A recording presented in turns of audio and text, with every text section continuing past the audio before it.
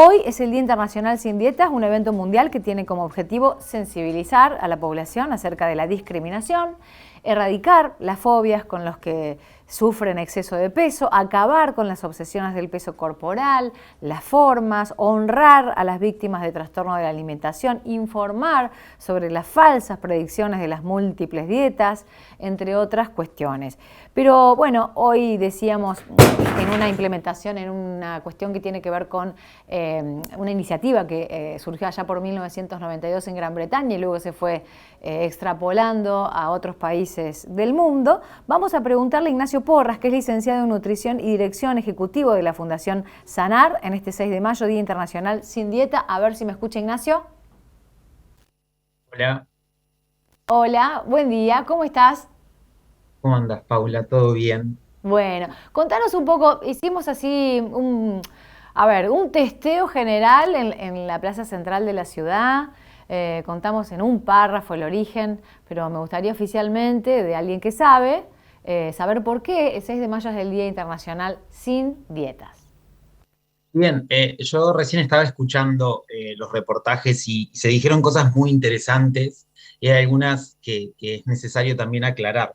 Este día nace un poco por emprender primero la lucha contra aquellas industrias que ofrecían y siguen ofreciendo los alimentos dietéticos, los alimentos light, bajos en calorías como alternativa a, unido de alguna manera a este ideal de belleza que de alguna forma se le marcó o se le pronunció más al género femenino, ¿sí? Que ahí es donde empieza un poco el cuestionamiento. Y esta persona que mencionabas, Mary Evans Young, terminó siendo de alguna forma portavoz en cuanto a lo que es la lucha de los desórdenes alimenticios, ¿sí? Por la presión que genera. ¿Dónde se genera actualmente esta presión? En, digamos, la tensión que se genera entre el ideal de belleza y la sociedad de consumo que nos invita a consumir cosas que no necesariamente se adecúan a ese ideal de belleza. Entonces, esa tensión, de alguna manera, también contribuye a que se desarrollen algunos desórdenes alimentarios. Ahora bien, en los reportajes, como te decía, dijeron un montón de cosas súper interesantes. Yo hay algunas cuestiones que me gustaría de alguna forma como corregir, porque históricamente acá en Argentina se le dice dieta a este tipo de alimentación desordenada, que por ahí, no sé, una dieta monótona donde comen un solo día un tipo de alimento, o tal vez restringen absolutamente todos los grupos de alimentos y comen solamente frutas y verduras. Pero realidad es que todos y todas hacemos dieta, hasta aquellas personas que sienten que no hacen dieta. ¿Por qué? Porque dieta es lo que consumimos en un día. ¿Sí? Es lo que le damos a nuestro cuerpo para que cumpla sus funciones en un día. Ahora bien, esa alimentación, esa dieta, ¿es necesariamente adecuada? No siempre. Y es ahí donde estos factores ambientales juegan en contra, ¿sí? De que nosotros podamos tener una alimentación correcta. Otro término que muchas veces es de alguna forma distorsionado es restricción. Restricción significa poner orden. En ningún momento una dieta de la luna, una dieta que excluye todo tipo de alimentos y solamente comes manzanas en un día, es una dieta ordenada. Entonces, eso no es una dieta restrictiva, sino que en definitiva es una dieta carente de nutrientes y monótona, pero no necesariamente restrictiva en su sentido más amplio. ¿Bien? Bueno, y ahí en ese sentido, la experiencia que tenés vos en el consultorio más cercana, más habitual, ¿cuál es? La gente que llega, ¿con qué tipo de problemática o con qué tipo de cuestiones a plantearte, Ignacio? Bien, a ver, lo que más se ve, o por lo menos lo que yo veo en consultorio, es esta presión del ambiente de que primero la gente no sabe lo que come, no sabemos lo que comemos, no tenemos acceso a la información.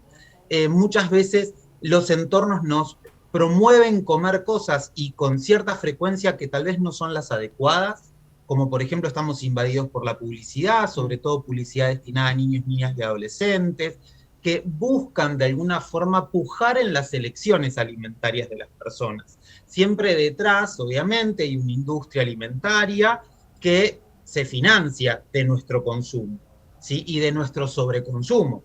Ninguna industria vive de nuestra moderación. Entonces, ahora bien, ¿vemos publicidades de garbanzos? ¿Vemos publicidades de frutas y verduras? No, generalmente vemos publicidades de alimentos que tienen cierto grado de procesamiento industrial. Bien, ahora, ¿qué conlleva ese procesamiento? Generalmente la adición en grandes cantidades de nutrientes que nos enferman. Bien, yo cuando necesito, o más, hace un ratito trataba de aclarar el término dieta, o resulta contradictorio que un licenciado o licenciada en nutrición hable en contra de la dieta, porque nosotros hacemos, eh, digamos, regímenes dietoterápicos, ¿sí? Nosotros confiamos en que un cambio en la alimentación en determinadas personas puede hacer o prevención primaria, si esa persona no tiene ningún tipo de patología, o prevención secundaria cuando una persona ya cuenta con una patología y lo que buscamos es cuidar que no se desarrollen ciertas comorbilidades o patologías asociadas a esa enfermedad de Bueno, base. ahí dijiste algo Entonces, clave, Ignacio, porque hay todo un tema en torno a la gordofobia o a los cuerpos completamente. obesos, hay una realidad, o sea, se asocian a lo no salubre, ¿no? Al cuerpo enfermo, pero no, hay una parte de realidad que es verdad, la obesidad tiene sus consecuencias, pero después hay otros tipos de cuerpos que no tienen el peso. Completamente ¿Cuál de es el acuerdo. peso ideal? Pero digo, ¿cómo hacer Por la eso balance es y el equilibrio entre uno y otro, ¿no? Por eso es mejor en todo caso, si hablamos de obesidad, hablemos de obesidad metabólica, porque hay enfermedades crónicas no transmisibles que no requieren cuerpos gordos. Hay cuerpos gordos saludables, ¿sí? Y ahí es donde tenemos que abrazar la diversidad corporal y respetar la diversidad corporal. Claro. Pero son dos temas que claramente se tocan, pero de alguna manera desde la salud tenemos que poder diferenciar, ¿no? Porque claramente cuando nosotros hablamos, por ejemplo, es muy difícil, y esto también es importante decirlo, porque generalmente cuando se defienden o se buscan políticas públicas donde uno quiere de alguna forma contar cómo está haciendo la epidemiología, cuando uno va a los datos, encuentra datos de obesidad y de sobrepeso.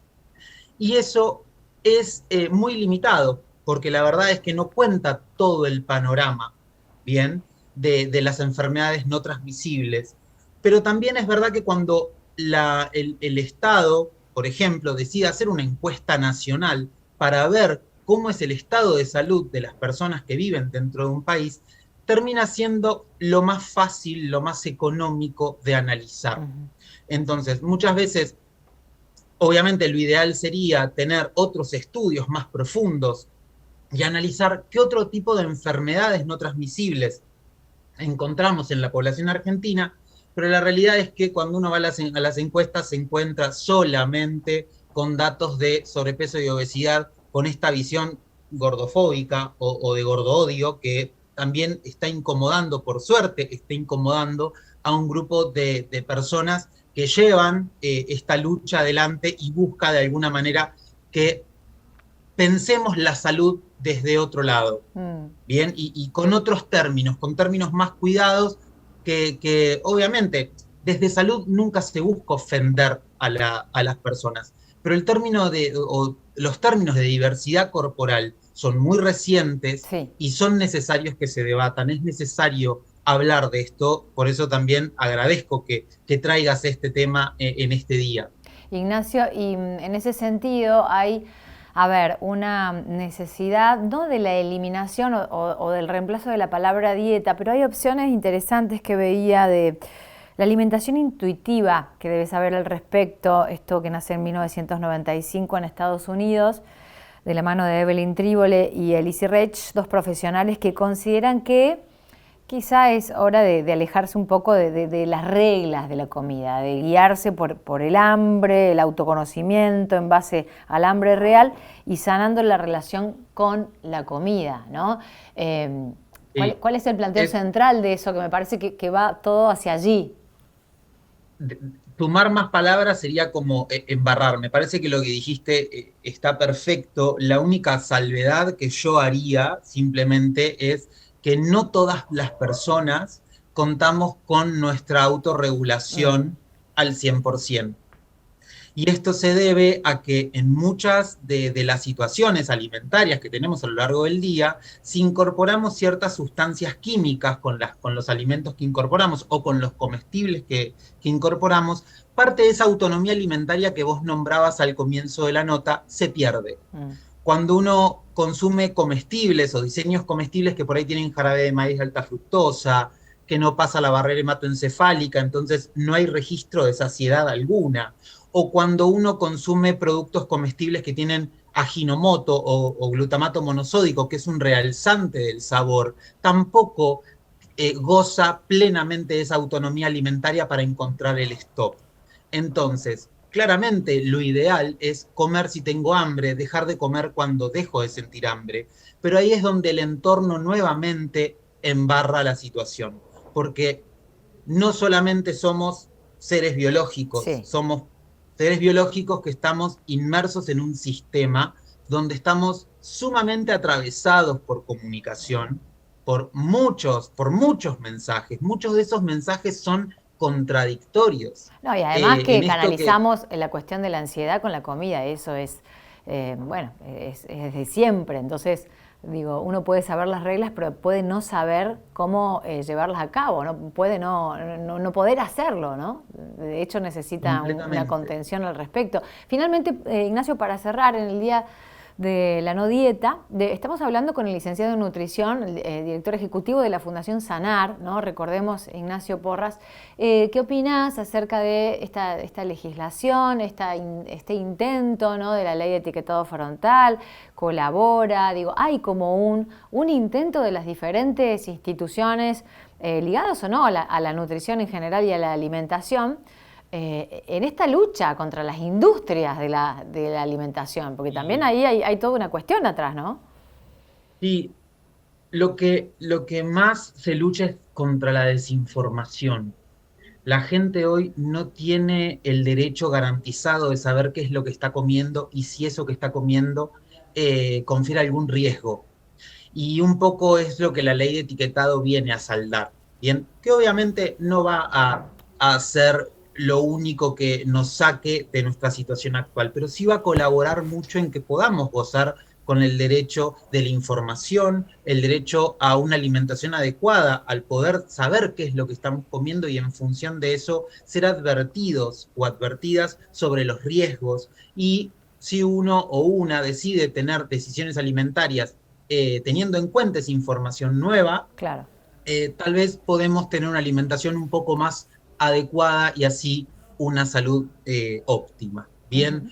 pero claramente la ley de etiquetado es un primer paso, faltan un montón de normativas que acerquen alimentos.